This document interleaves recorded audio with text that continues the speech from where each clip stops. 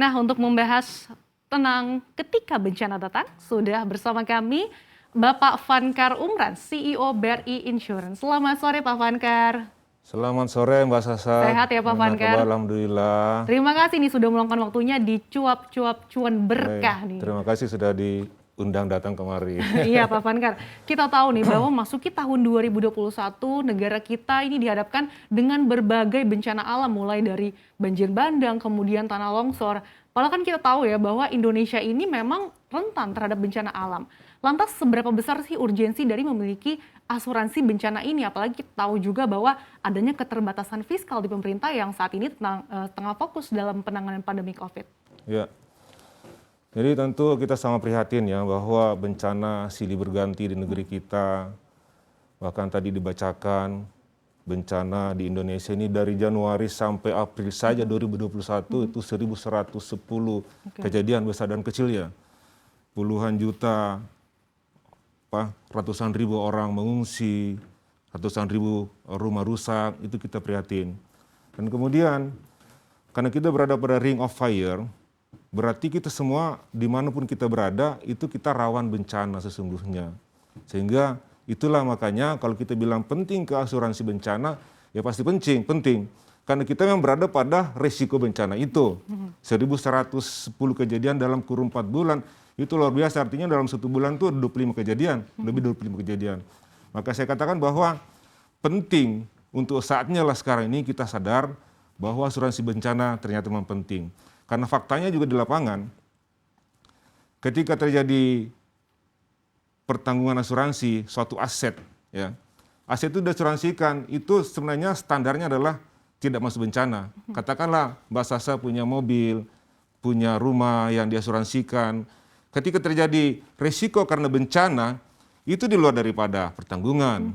Karena standarnya hanya adalah fire, kemudian petir, lightning, kemudian exposure dari ledakan, kemudian ada smoke, dan kemudian ada kejatuhan atau keping-keping dari pesawat terbang. Itu saja. Di luar itu tidak ada, kecuali diperluas. Maka sudah waktunya kita melakukan pengasuransian terhadap bencana. Tadi kita lihat polling juga kan, 60% mengatakan perlu bencana itu diasuransikan. Oke, jadi kalau ditanya kapan sih waktu yang tepat untuk memiliki asuransi bencana? Nah, sekarang ini ya Pak, karena kita sudah tahu nih bahwa Indonesia ini berada di kawasan Ring of Fire juga. Dan betul tadi kata Pak Vankar bahwa memang yang terjadi di masyarakat juga tidak heran kalau terjadi dispute Pak, karena memang kita tahu bahwa ketika terjadi banjir misalkan, memiliki mobil, terus ketika mengklaim, ternyata nggak bisa diklaim karena ternyata mereka belum melakukan perluasan untuk bencana ya Pak. Ini juga yang menjadi keresahan juga di masyarakat Pak. Betul, jadi sekarang ini memang banyak kejadian ketika terjadi risiko terhadap suatu aset, katakanlah rumah, propertinya, atau motor vehicle, maka itu jadi persoalan. Terjadi dispute, terjadi perbedaan pandangan dari nasabah dengan asuransinya, karena memang secara awal tidak masuk dalam klausul perjanjian. Maka pada saat ini, pada kesempatan yang sama ini, di media ini, saya sampaikan kepada seluruh masyarakat, tentu saja teman-teman milenials yang ada tadi polling, bahwa ketika mengasuransi bencana, lihat-lihatlah, ketika mengasuransikan aset, lihat-lihat ya, kapan harus ada bencana, dan bencana apa. Kalau di daerah rawan banjir, tentu yang wajib atau ya paling perlu adalah tambahkan klausul banjir. Kalau rawan longsor ya tambahkan klausul longsor. Rawan puting beliung, tambahkan puting beliung. Supaya tidak terjadi dispute. 1 atau 2 klausul tambahan aja, udah cukup menurut saya. Pak Vankar, tapi faktanya di lapangan bahwa kesadaran masyarakat akan pentingnya asuransi bencana ini masih rendah. Karena dalam setahun terakhir saja ini peningkatannya hanya sekitar 0,5%. Nah, faktor belum maksimalnya level of acceptance dari masyarakat atau literasi dari asuransi bencana ini sebenarnya apa sih Pak penyebabnya? Betul, kalau kita bicara tentang literasi, karena asuransi itu kan keuangan ya, literasi keuangan itu 38% sebenarnya. Tetapi kalau asuransi 19%, itu meningkat 0,5 dibanding tahun sebelumnya. Dan kalau kita bicara asuransi, literasi dan inklusi itu lebih banyak di asuransi jiwa. Apalagi sekarang dengan adanya pandemi, orang semakin sadar. Asuransi kesehatan, tadi pun pollingnya 63% pingin pilih jiwa dong katanya kan. Pada sebenarnya dengan bencana pun mestinya menyadarkan kita bahwa ada asuransi yang tidak kalah pentingnya untuk kita pasang. Kenapa? Karena asuransi properti itu sebenarnya sangat murah, Mbak Sasa.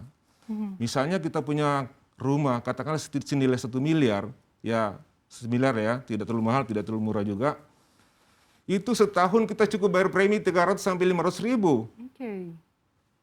Tetapi ketika terjadi apa-apa, asuransi mengganti 1 miliar. Memang tidak pasti terjadi karena unpredictable yang namanya asuransi. Tapi itulah pentingnya, kita bayar 500 ribu saja cukup 1 miliar. Nah kalau nilai rumahnya 500 juta, ya cukup bayar separuh daripada itu kan. Jadi murah sebenarnya dan hanya sekali setahun. Oke, nah tapi Pak, kurangnya penetrasi ke masyarakat ini sebenarnya karena kurangnya edukasi atau sosialisasinya yang kurang nih Pak? Saya kira dua-duanya. Jadi dari perusahaan asuransi sendiri sebenarnya mensosialisasikannya tidak kurang lah. Tetapi kemudian ketika diminta mengasuransikan sesuatu benda, itu khusus yang diasuransikannya yang standar tadi. Karena pada saat yang lalu kan kita nggak terlalu banyak bencana. Sekarang ini saja dalam kurun waktu setahun 2 tahun terakhir kan agak kencang tuh. Jadi benefit yang dirasakan masyarakat mungkin yang belum terasa. Untuk apa saya asuransi bencana? Karena tidak ada bencana yang menimpa saya. Nanti ketika terjadi banjir baru terasa. Tidak sedikit yang datang ke perusahaan asuransi, rumah saya kebanjiran, mobil saya kebanjiran, diganti dong, ya nggak bisa. Jadi menurut saya momen yang paling tepat sekarang adalah mari kita menjadi sadar bahwa asuransi bencana itu penting. Jadi kemarin kenapa penetrasinya kecil? Karena belum ada kejadian yang banyak menimpa. Saya kira itu yang paling utama itu karena benefitnya nggak terasa. Nah tapi benar nggak sih Pak kalau penetrasi asuransi bencana ini masih rendah karena juga daya beli masyarakat ini juga rendah Pak? Pasti, karena asuransi itu sebenarnya bukan kebutuhan utama, ya, bukan kebutuhan primer. Sehingga umumnya orang mencadangkan asuransi kalau ada cadangan sisa.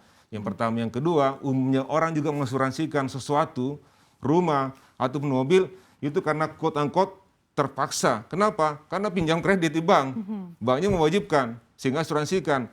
Maka kita lihat ketika mobil itu diasuransikan 3 tahun karena jangka waktu di bank 3 tahun atau di finance 3 tahun, pada tahun keempat umumnya pemilik kendaraan sudah tidak ingat asuransi lagi.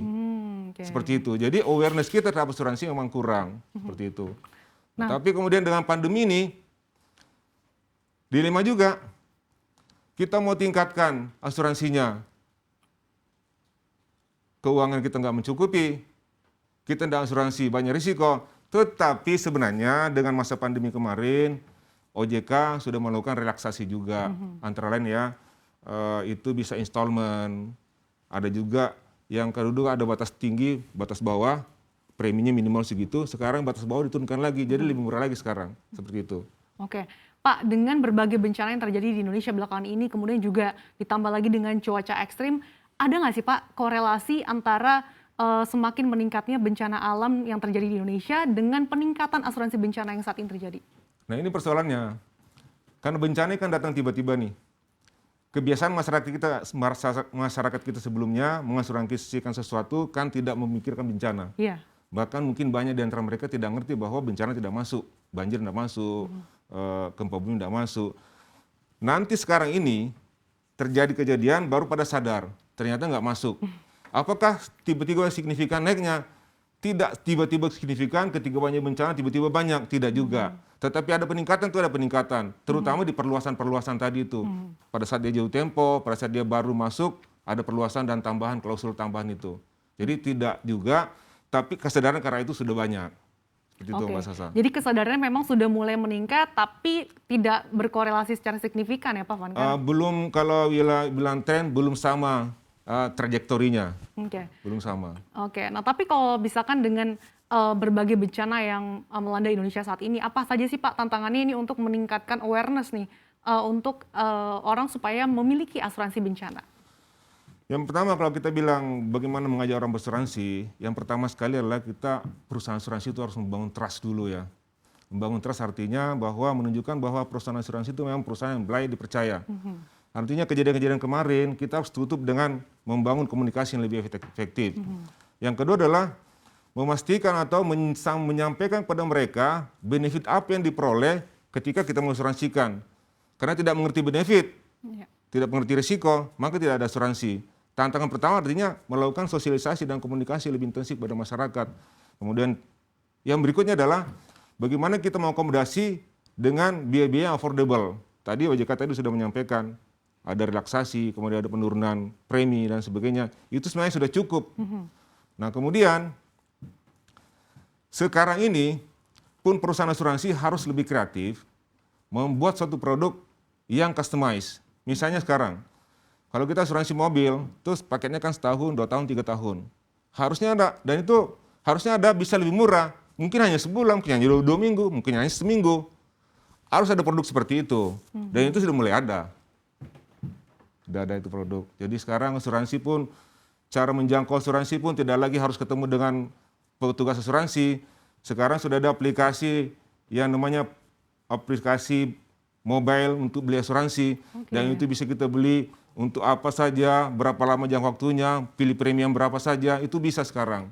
Oke, jadi semakin mudah ya dengan adanya kemudahan-kemudahan sekarang sudah bisa online juga Pak Vankar. Sudah bisa online. Selain aplikasi tadi, bisa juga kita belanja online, bisa juga kita pegang aplikasinya, bisa juga ketemu dengan customer service atau petugas banknya.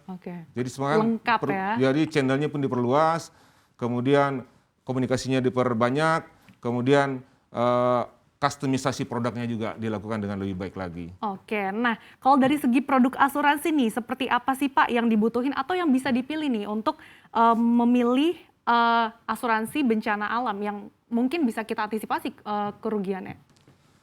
Saya menyarankan begini, kalau asuransi kerugian, tadi kan tidak ada perluasan, silahkan dilihat kita ini berada pada posisi apa, rawan apa. Karena tidak semua rawannya kan, ada rawan bencana kebakaran tadi, ada rawan bencana longsor, ada angin puting beliung, ada banjir, ada macam-macam. Tinggal dilihat saja. Kalau daerah ketinggian tentu jangan pakai asuransi banjir. Tapi kalau sering banjir, tambahkan aja lah. Dan pasti nggak rugi lah. Seperti itu. Jadi lihat appetite kita, lihat risiko yang mengancam kita yang dekat. Karena bencana itu walaupun kita bilang tidak bisa diduga, tetapi sebenarnya bisa diprediksi juga. Daerah tertentu yang banjir kan itu aja. Yang gempa kan juga sekitar situ juga. Jadi bisa diprediksi walaupun kita sebut sebagai sesuatu yang tidak terduga. Tapi bisa kita raba-raba juga bisa. Jadi lihat lagi posisi kita tinggal di mana, terus kira-kira resiko yang ada di sekitar kita tuh apa yang bisa kita antisipasi gitu ya Pak Vankar? Betul.